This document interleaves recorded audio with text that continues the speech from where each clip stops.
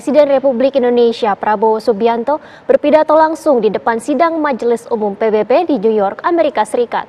Dalam pidatonya kali ini, Presiden Prabowo menekankan terhadap solusi untuk mengatasi konflik antar Palestina dengan Israel melalui two-state solution. Tidak hanya itu, Presiden Prabowo juga menekankan pentingnya produksi pangan, air, hingga udara untuk umat manusia di muka bumi. It is indeed a great honor for me to stand in this August General Assembly Hall among leaders and representatives who represent almost all of humanity. We differ in race, religion, and nationality, yet we gather together today as one human family. We are here first and foremost as fellow human beings, each created equal, endowed with unalienable rights to life, liberty, and the pursuit of happiness. The words of the United Nations Declaration of Independence have inspired democratic movements across continents, including the French Revolution, the Russian Revolution, the Mexican Revolution, the Chinese Revolution, and Indonesia's own struggle and journey to freedom. It also gave birth to the Universal Declaration of Human Rights, adopted by the United Nations in 1948. All men are created equal was the creed that opened the way to unprecedented global prosperity and dignity. And yet, in our own era of scientific and technological triumphs, an era capable of ending hunger, poverty, and environmental ruin, we also continue to face today grave dangers, challenges, and uncertainties. Human folly, fueled by fear, racism, hatred, oppression, and apartheid, threatens our common future. My country knows this pain. For centuries, Indonesians lived under colonial domination, oppression, and slavery. We were treated less than dogs in our own homeland. We Indonesians know what it means to be denied justice and what it means to live in apartheid, to live in poverty, and to be denied equal opportunity. We also knew what solidarity can do. In our struggle for independence, in our fight to overcome hunger, disease, and poverty, the United Nations stood with Indonesia and gave us vital assistance. Decisions made here based on human solidarity by the Security Council and this Assembly gave Indonesia independence, international legitimacy, opened doors, and supported our early development through the efforts of the United Nations Children Fund, the United Nations Food and Agriculture Organization, the FAO, the World Health Organization, and many, many other United Nations institutions. And because of that, Indonesia today stands on the cusp of shared prosperity and greater equality and dignity. Madam President, Excellencies, our world today is driven by conflict, injustice, and deepening uncertainty. Every day we witness suffering, genocide, and blatant disregard for international law and human decency. In the face of these challenges, we must not give up. As the United Nations Secretary General said, we cannot give up. We cannot surrender our hopes or our ideals. We must draw closer, not drift apart. Together we must strive to achieve our hopes, our dreams. The United Nations was born from the ashes of the Second World War that claimed scores of millions of lives. It was created to secure peace, security, justice, and freedom for all. We remain committed to internationalism, to multilateralism, and to every effort that strengthens this great institution. Today, Indonesia is nearer than ever before to meeting the Sustainable Development Goals of ending extreme poverty and hunger. Because years ago, this very chamber chose to listen and uphold social and economic justice. We will never forget. And today, we must never be silent while Palestinians are denied that same justice and legitimacy in this very hall. Excellencies, Thucydides warned, the strong do what they can, the weak suffer what they must. We must reject this doctrine. The United Nations exist to reject this doctrine. We must stand for all, the strong and the weak. Might cannot be right. Right must be right.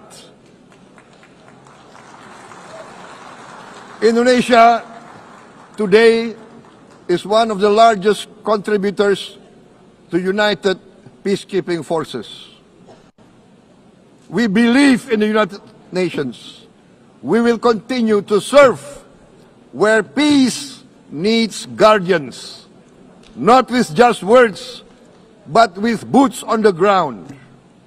If and when the United Nations Security Council and this great assembly decide Indonesia is prepared to deploy 20,000 or even more of our sons and daughters to help secure peace in Gaza or elsewhere,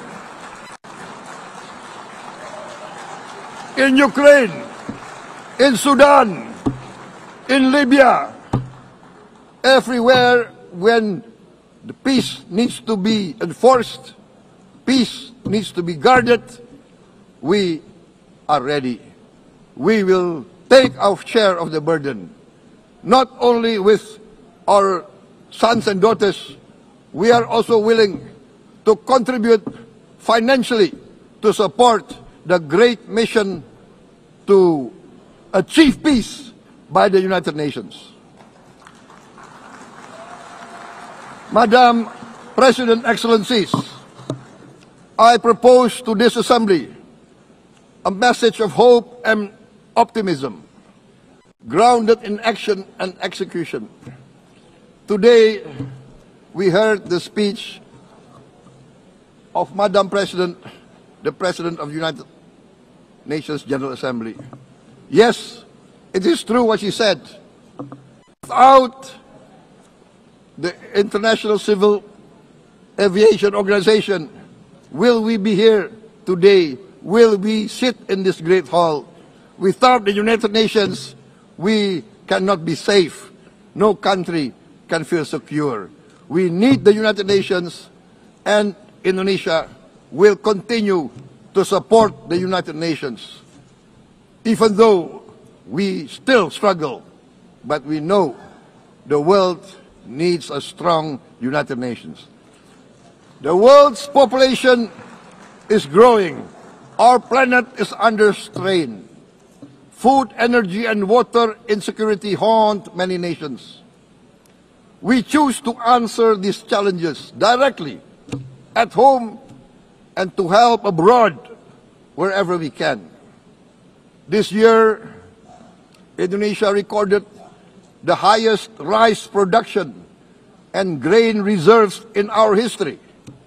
We are now self-sufficient in rice, and we are starting now to export rice to other nations in need, including providing rice for Palestine.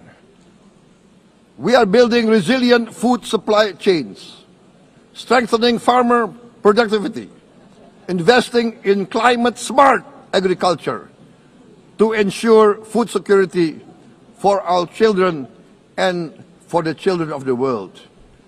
We are confident in a few years' time, Indonesia will be the granary of the world.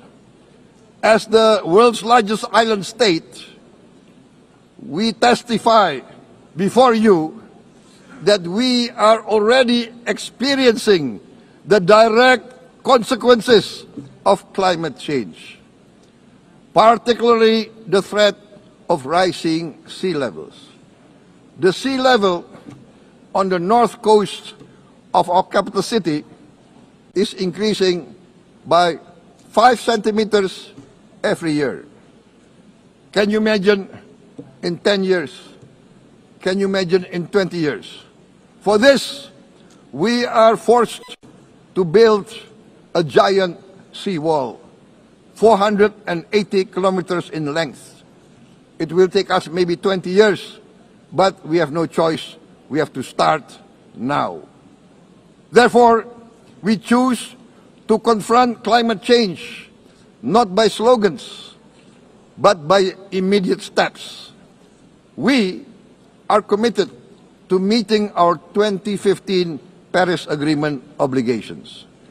We aim to achieve net zero emission by 2060, and we are very confident we can achieve net zero emission much earlier.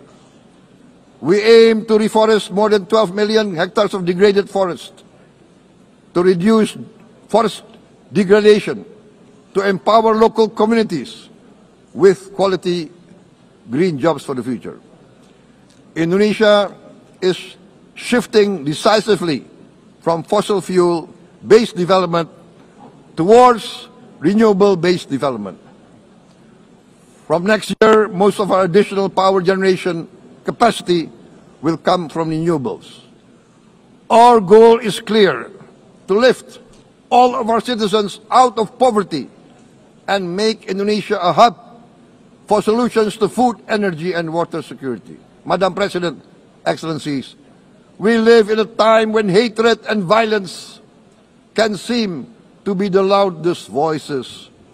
But beneath this loud noise lies a quieter truth, that every person longs to be safe, to be respected, to be loved, and to leave a better world to their children. Our children are watching. They are learning leadership not from textbook, but from our choices.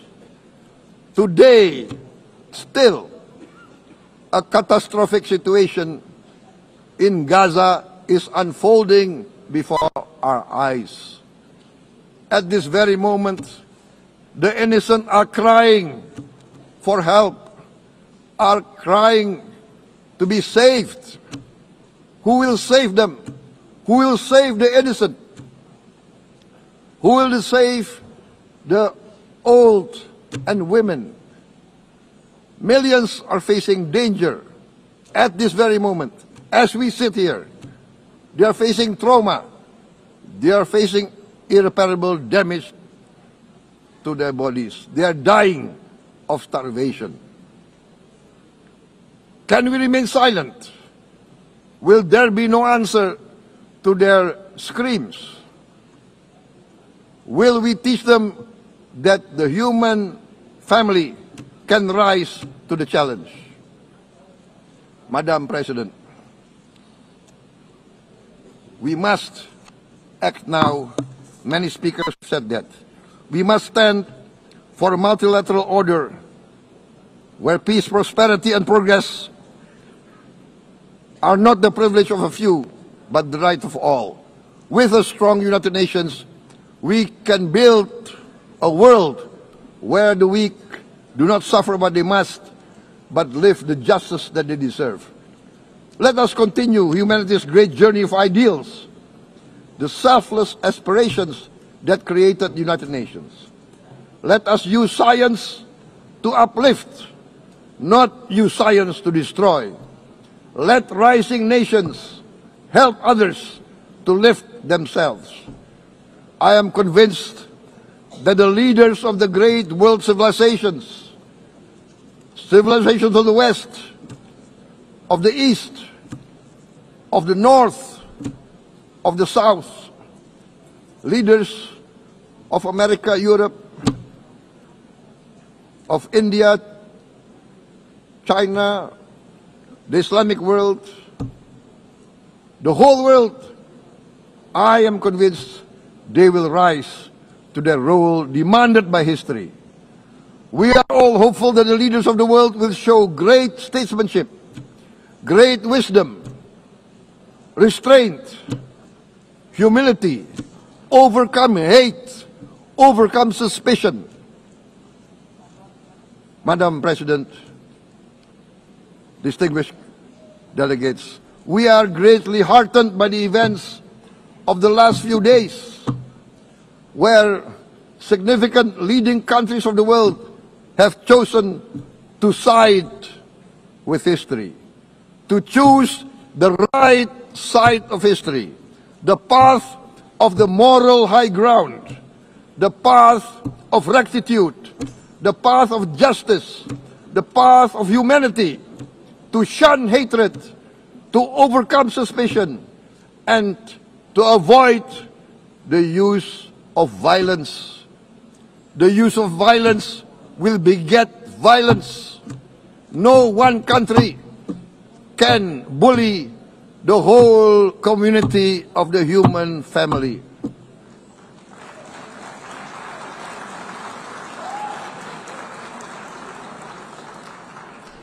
We may be weak individually, but the sense of oppression, the sense of injustice has proven in the history of mankind that this sense of injustice, this sense of oppression will unite into a strong force that will overcome this oppression, that will overcome this injustice. To close, I would like to reiterate again Indonesia's complete support for the two-state solution in Palestine. We must have an independent Palestine, but we must also recognize, we must also respect, and we must also guarantee the safety and security of Israel. Only then we can have real peace, and no longer hate and no longer suspicion. The only solution is this two-state solution. Two descendants of Abraham must live in reconciliation, peace, and harmony. Arabs, Jews, Muslims, Christians, Hindus, Buddhists, all religions, we must live as one human family. Indonesia is committed to being part of making this vision a reality. Is this a dream? Maybe, but this is the beautiful dream that we must work together towards. Let us work towards this noble goal. Let us continue humanity's journey of hope, a journey started by our forefathers, a journey that we must complete. Thank you. Wassalamualaikum warahmatullahi wabarakatuh.